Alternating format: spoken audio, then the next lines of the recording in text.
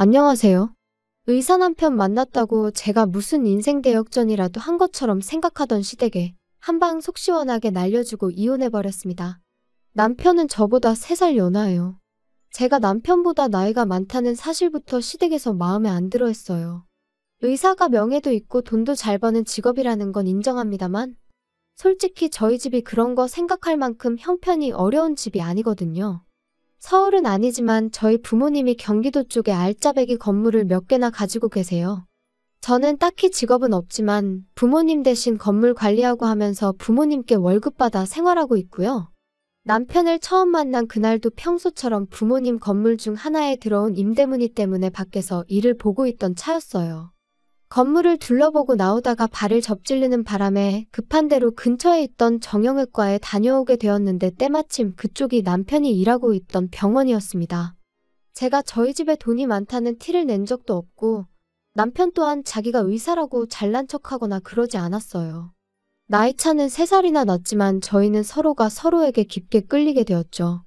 처음에는 남편한테 저희 집이 여유롭다는 사실을 알리기가 싫어서 일부러 숨겼습니다. 그냥 이 근처에서 일하는 직장인이라고 말했어요. 어떻게 보면 거짓말을 한 건 아니죠. 제 할 일 다 하면서 부모님께 월급을 받고 있었고 첫 만남부터 우리 집 돈 많다고 티내거나 자랑할 이유도 없잖아요. 이런 제가 속물처럼 보일 수 있겠지만 이전에 연애하던 사람들 중에 사자 들어가는 전문직이 몇 명 있었는데 그때 당시 안 좋은 기억들이 너무 많아서 조심스러울 수밖에 없었습니다. 그중엔 저희 집에 돈이 많다는 걸 이용해 먹으려는 사람도 있었지만 반대로 돈 있는 티를 안 내면 그건 그거대로 자기가 세상에서 제일 잘난 놈인 줄 알고 제 머리 꼭대기 위에 올라가서 저를 지멋대로 좌지우지 하려고 드는 인간도 있었거든요. 둘 중에 뭐가 더 기분이 나쁘냐고 물어보신다면 차라리 떼놓고 욕심부리는 전자보다 음흉하게 사람 무시하고 자기가 마치 저랑 존재부터가 다른 귀족인 척하는 후자였어요. 그런 경험들 때문에 그런지 남편이 저를 인간적으로 대해주는 사람인지 먼저 알고 싶었어요. 저희 집이 여유가 많다는 사실을 알게 된 뒤로 사람이 돌변한다면 그건 또 그때 가서 생각해볼 문제라고 생각했고요. 다행히 남편은 정말 저를 있는 그대로 좋아해주는 사람이었습니다. 남편도 벌이가 나쁜 편은 아니었다 보니 연애 자체는 여유가 넘치는 데이트였어요. 저 또한 일부러 집에 돈이 많다는 티를 낸 적은 없지만 데이트 비용을 내거나 할 때도 돈을 아끼는 편이 아니었거든요. 아무튼 그렇게 자연스러운 만남을 이어오다가 서로 결혼 이야기를 꺼내게 되었습니다. 그 후에 얼마 지나지 않아서 남편의 집에 인사를 드리러 가게 되었고요. 그때 시어머니를 처음 만났는데 시어머니가 아들 사랑이 참 유별난 사람이라는 건 그때 이미 알게 되었습니다. 은연중에도 계속해서 우리 아들한테 시집 오는 사람은 정말 땡 잡은 거라면서 말이죠. 그런데 그 말투가 마치 너는 안 된다는 듯한 말투였어요. 연신 우리 아들이 연상의 취향인 줄은 몰랐다 하면서 저를 겪어보지도 않고 이거 기가 센 며느리가 집에 들어오게 생겼느니 어쩌느니 하면서 싫은 티를 숨기지 않았죠. 마치 공부만 하느라 세상 물정 모르고 자란 당신 아들을 인생 역전할 기회만 노리는 늙은 여우가 낚아챈 것처럼 보는 눈치였어요. 시어머니의 계속된 아들 자랑에 남편은 머쓱해졌는지 그만 좀 하라며 세상에 자기보다 잘난 사람이 얼마나 많은 줄 아느냐고 했지만 시어머니는 남편이 그러면 그럴수록 너는 대한민국 상위 1%라느니 귀족이니 하면서 남편을 계속 추켜 세워줬죠. 연애하면서 혐오했던 인간상이 딱 그쪽이었거든요. 자기 직업 하나 믿고 세상 사람들을 자기보다 아래라고 깔고 보는 사람들 말이에요. 남편은 그런 사람이 아니었지만 시어머니가 될 사람이 그런 사람이라는 사실이 달갑지만은 않았습니다. 그래도 끝까지 결혼을 결심한 건 제가 결혼을 해도 남편이랑 하는 거지 시어머니랑 하는 게 아니라고 생각했기 때문이에요.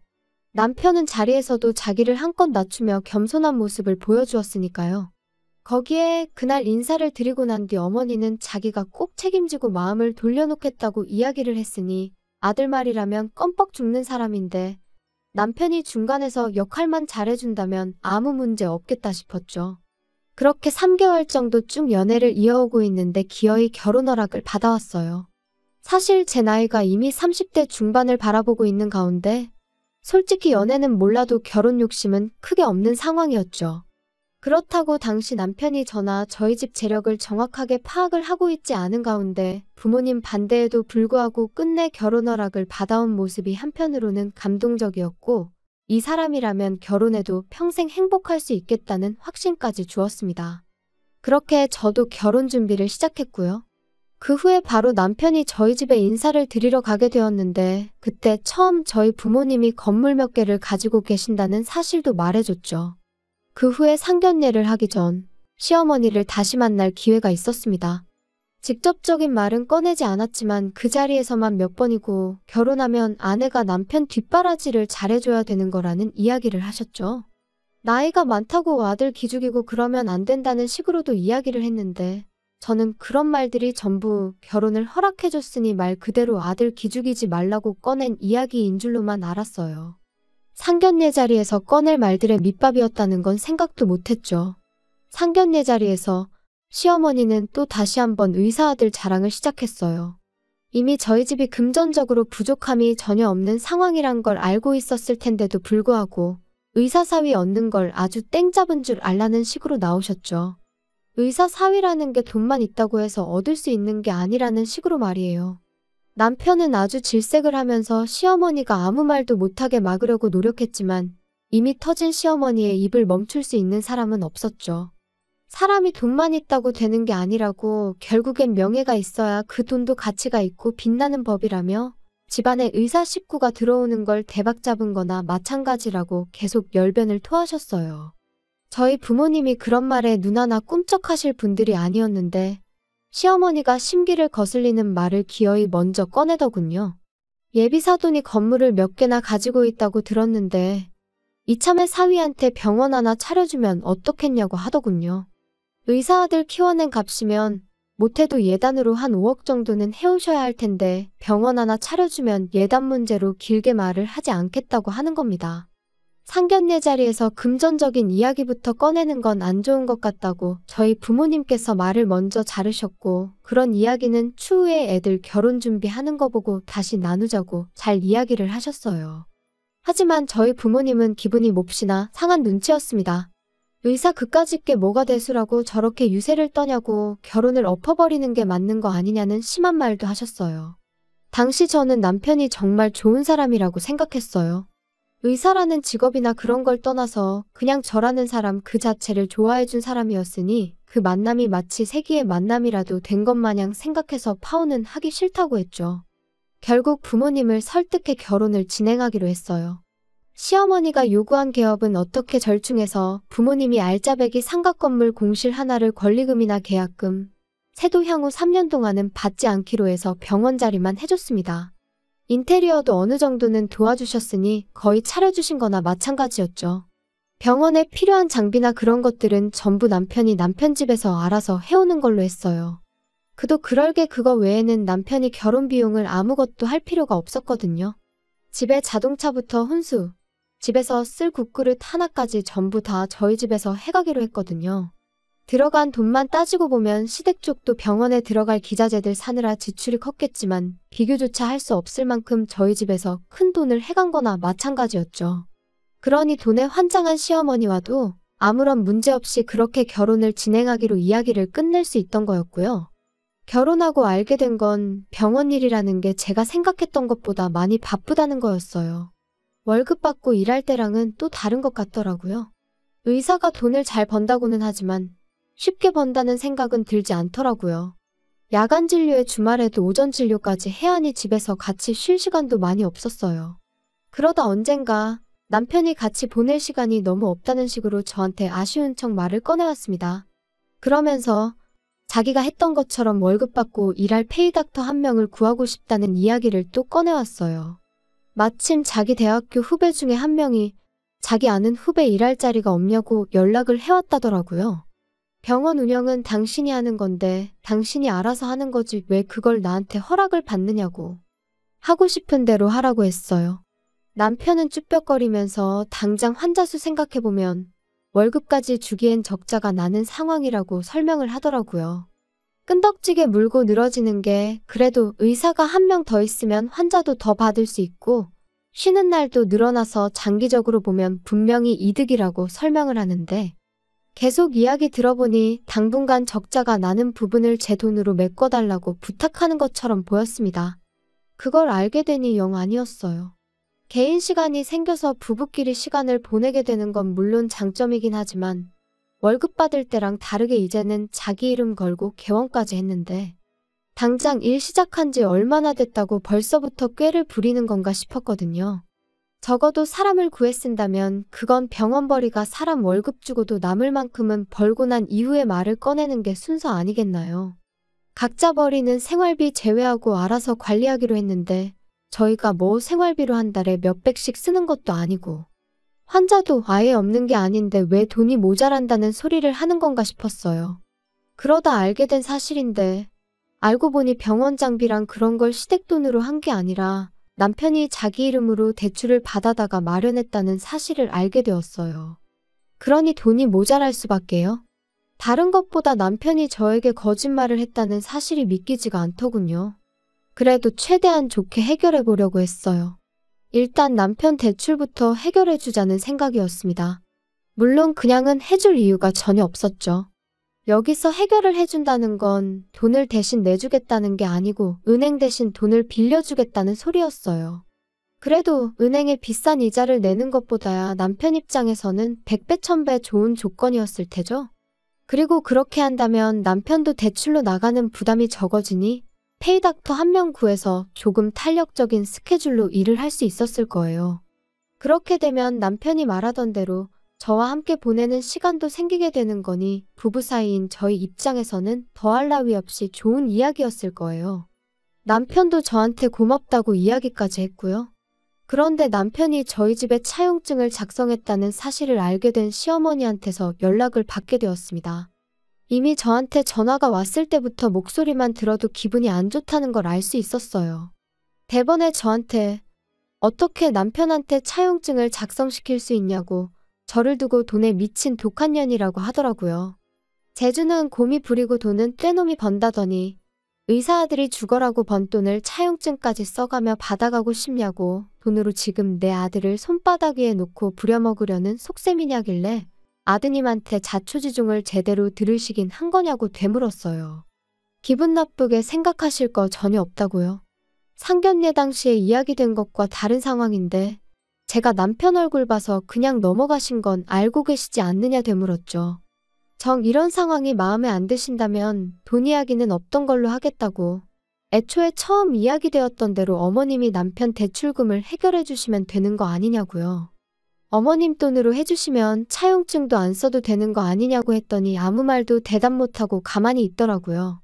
할 말 다 하신 거면 전화를 끊겠다 했는데 시어머니가 다짜고짜 저한테 성질을 내는 겁니다. 의사 남편, 의사 사위 얻은 게 니들 평생의 복인 줄도 모르냐고요.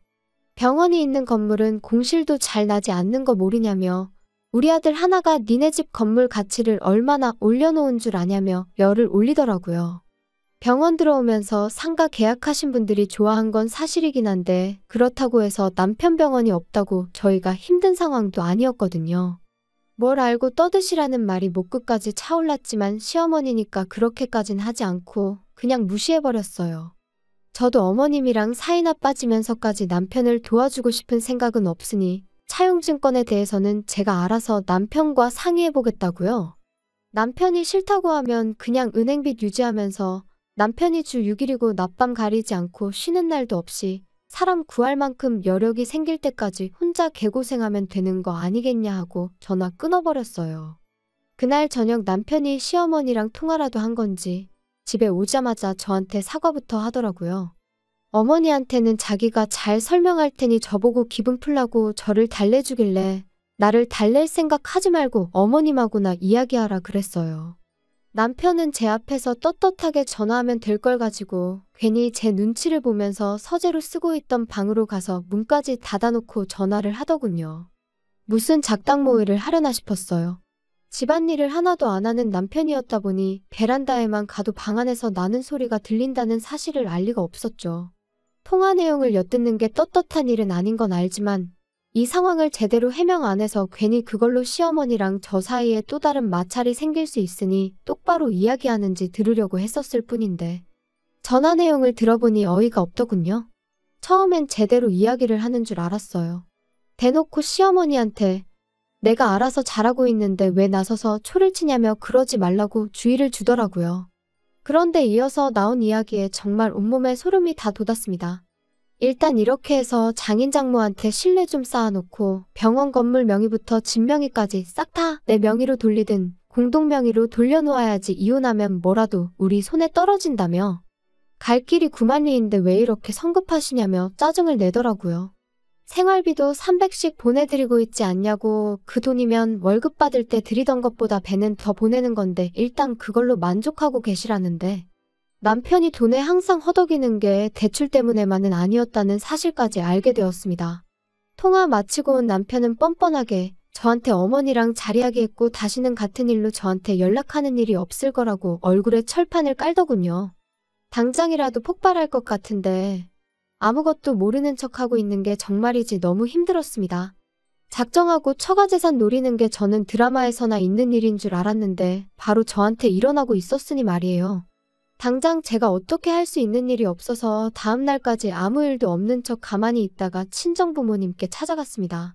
중간쯤부터이긴 하지만 대화 내용이 말도 안 되는 방향으로 흘러간다 싶어서 남편이 통화하고 있는 내용을 녹음해 놓았는데 그 내용을 들은 아버지께서 처음에 돈 밝힐 때부터 알아봤어야 한다며 치를 떨며 노발대발 난리도 아니셨지요. 그 길로 저랑 같이 병원으로 쳐들어갔어요. 남편은 전혀 생각도 못한 눈치로 웬일로 둘이서 같이 왔느냐고 하더라고요. 이미 물증까지 확실한데 더 기다릴 이유도 없겠구나 싶어서 곧바로 녹음해 놓았던 거 틀어주고 어디 한번 설명해보라고 했어요. 자기 목소리가 확실한데도 아니라고 잡아떼더군요. 아버지께서는 긴 말 할 것도 없다고 당장 이혼 서류부터 작성하러 가자고 호통을 치셨습니다. 내가 네 말고 내 건물에 병원 차리고 싶어하는 의사를 못 구하겠냐고? 이혼 안 하고 버티면 내 전 재산 전부 털어서라도 바로 아래층 상가들 통째로 공실 만들어서 절반은 한의원, 절반은 정형외과로 새로 열겠다고 엄포를 놓으셨습니다. 향후 3년간은 세를 따로 받지 않기로 하긴 했지만 남편이 대출도 많은 데다가 시댁 생활비까지 보태야 했으니 저희 아버지께서 저렇게 나온다면 남편이 버텨낼 재간이 없었겠죠. 바로 다음날 시어머니까지 찾아와서 앞으로는 욕심부리지 않겠다고 남편과 같이 손이 발휘되도록 싹싹 비는데 오히려 그런 모습을 보니 그나마 남아있던 정까지 뚝 떨어졌어요. 위자료 얼마 되지도 않는 거 소송까지 가고 싶은 마음도 없었으니 그냥 빨리 이혼 서류에 도장이나 찍으라고 한마디 했죠.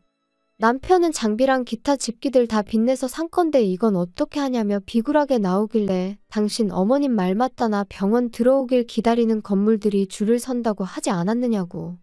하루라도 빨리 그런 건물 찾아서 거기다 새로 개원하라고 한마디 해줬습니다.